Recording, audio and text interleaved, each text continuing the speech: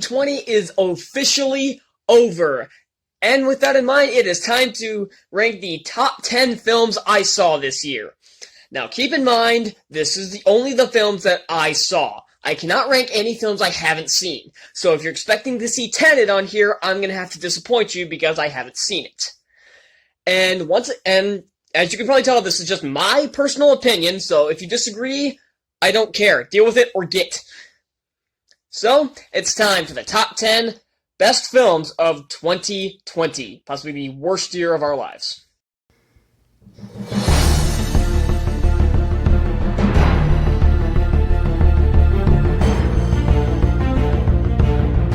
Like most of the films on this list, I didn't know that Project Power was even being released until about 2 weeks before it actually was.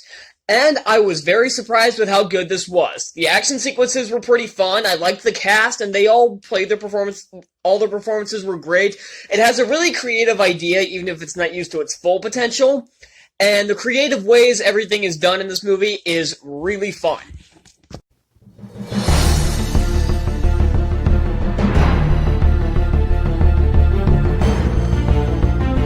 On the surface, Extraction seems like a very forgettable action thriller-ish kind of thing.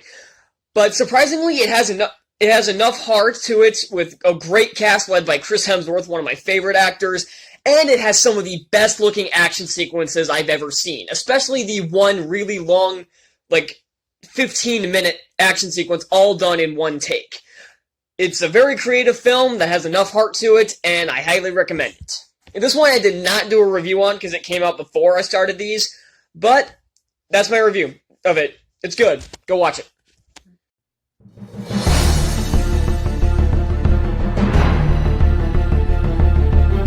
I'll be honest, I didn't have much desire to see Safety. I thought it looked like a very generic and forgettable film. But much like Extraction, this took me completely by surprise. Based on the true story of a Clemson football player, it has a lot of great performances from all the cast. It has a really great setup for it. Even if the movie wasn't original, it was still a really great setup for a film. I like all the connections the characters have, and the football scenes, when they're shown, are very well done. I think this was a very surprising Disney film, and one of their only good ones of this year.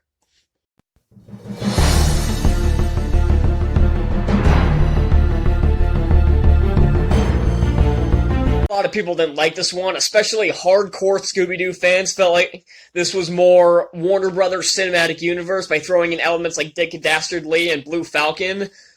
However, this was the first movie I did a review on, and I had a ton of fun with this.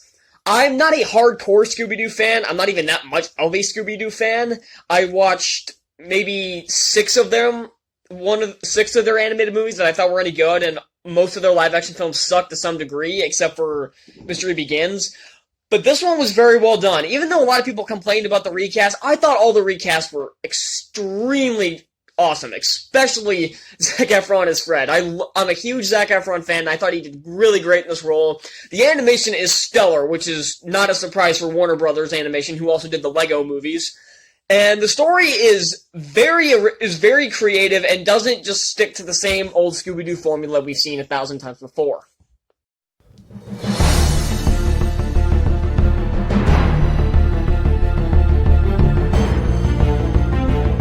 Another film I didn't have that much desire to see, but was completely blown away by. I loved Devil All the Time. I thought it was a very clever film. Apparently this was based on a book. I was going to say this is based on a true story. It's not. It's based on a novel that I've never read, and fun fact, the narrator is the author. I thought that was really cool. It has very, very good performances, especially out of Tom Holland and Robert Pattinson. And Robert Pattinson, I'm glad he's getting a lot more love nowadays, that he's ditched his Twilight past and is moving forward with Batman next year, and I'm really looking forward to it. The setup is really clever, and I like all the payoffs it has. I like how a lot of these characters kind of suffer from PTSD to some degree, and I like how it all converges. I do think one of the stories could have been trimmed a bit, especially the one involving Sebastian Stan's character. I think that one could have been cut a bit. But I like how everything converges in the end, and this is a very, not as much enjoyable watch, but it's a very good movie, even if it's not the most fun to watch.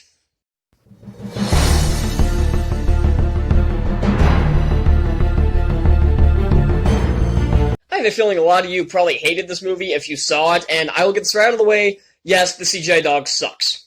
I will get that right out of the way.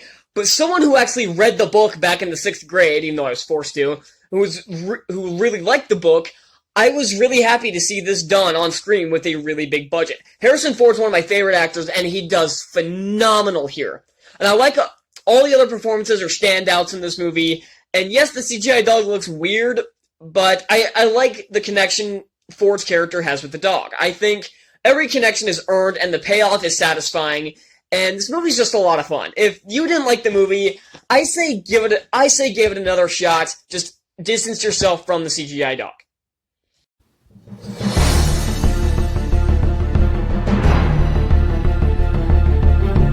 I'm gonna be honest. When I heard this movie was announced, I thought this was a really stupid idea. My first initial thought was, why not just make a Sherlock Holmes movie? Just why? And I heard the cast, and it looked like it was stacking up pretty well. And I was shocked. This was a great film. Millie Bobby Brown does really well as Enola Holmes, and I loved Henry Cavill as Sherlock Holmes. And his brother, played by Sam Claflin, I hate his character, but you're supposed to, and I love Sam Claflin. And I like Helena Bonham Carter does a great job here. Every one of these actors does really well. This is a very unique kind of mystery, because it's not one of those basic Sherlock Holmes movies. Even the ones with Robert Downey Jr. feel like a basic Sherlock Holmes story. This one takes that and completely flips it on his head, focusing on his younger sister, who I'm not even sure existed in the books. I'm not exactly sure, but that's besides the point. It's a very interesting film, and I highly recommend you give it a watch.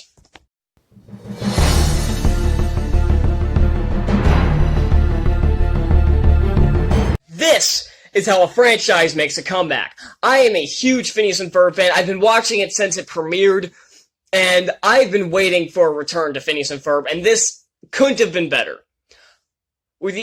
Candace's character might have been a little out of character, but everything else was so smart and so clever. The story was very good, even though it kind of ripped off the Mars episode from early in the show, but it puts its own unique spin on it. The villains are a ton of fun. The songs are top-notch here. I am legitimately shocked how good these songs are, because every Phineas and Ferb movie had a good song. This one cranks it up to 11 here with some great tunes. The animation looks better than ever, and a lot of the jokes hit. Most of the jokes hit, and especially the fourth wall jokes. And if you didn't know what I was talking about in my review, which one I was talking about, it's the one where they start to, decompose into the papers. Unless I actually said that. I'm not entirely sure. But if you're a Phineas and Ferb fan, give this one a watch. Do not pass this one up.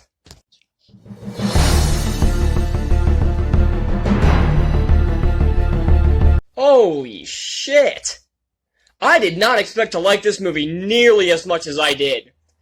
Everything in this movie is top tier. The performances are top tier. The story is top tier.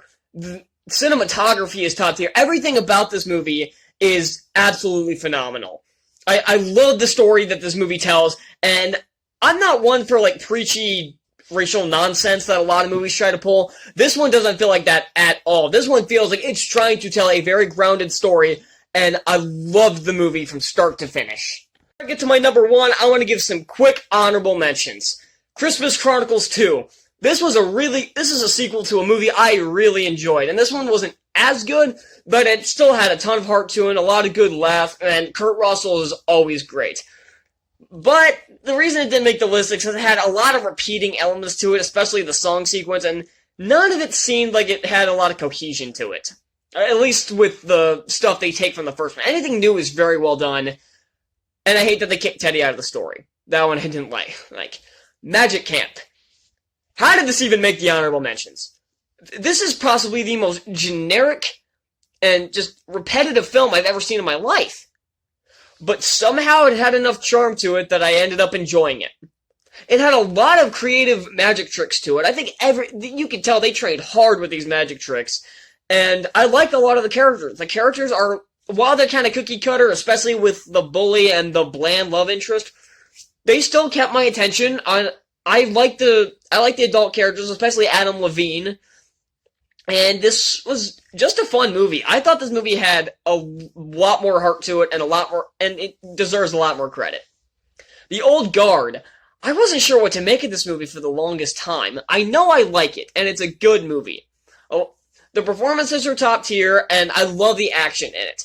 The problem is the music is always out of place, the special effects don't always look that great, and the villain is extremely dumb. So that's why it didn't make the top 10.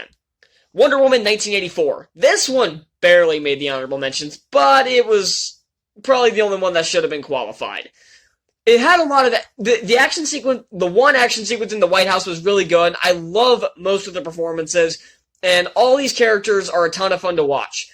But unfortunately, the first and final fight scene were really bad. I didn't care for the opening scene. I think it should have been cut like Warner Brothers thought it should. And I just think this movie needed to be trimmed down from the 2.5 hours, just in general.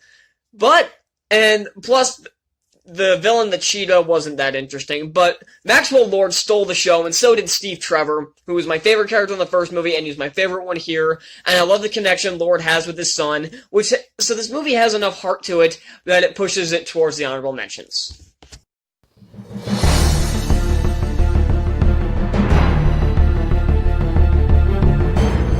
This is my kind of movie. It's fun, it's action-packed, it's got great performances, and decent enough special effects for the budget. It had a very low budget. I wasn't expecting much out of this film, and holy shit did this one blow me away. I was in love with this movie from the opening narration by Dylan O'Brien to the ending scene, to his ending narration. I thought this movie was just phenomenal. The action sequences were a ton of fun. The performances were all great. This movie had some really great humor, and I thought the characters were all very well written, especially Joel was a very fun character to follow, and I like the dog. I always like the dogs. Boy is a good character. I like Boy. And the final confrontation feels earned. I like how normally I hate third act callbacks unless they're really clever, and I thought this one did it phenomenally with how he defeats the monster and how he defeats the villains. This movie didn't need villains, but the ones they did have served the story well enough, and I highly recommend you check out Love and Monsters. There you have it, my top 10 of 2020. And next time, we'll get into the worst. And I did not have any shortage of movies to put on this. I like this one. I put 4 honorable mentions, and I probably could have fit 6. Easily. Well, thank you all so much for watching. Hit that like button down below. Be sure to hit that subscribe button for more reviews. And I will see you all at the worst list. Bye.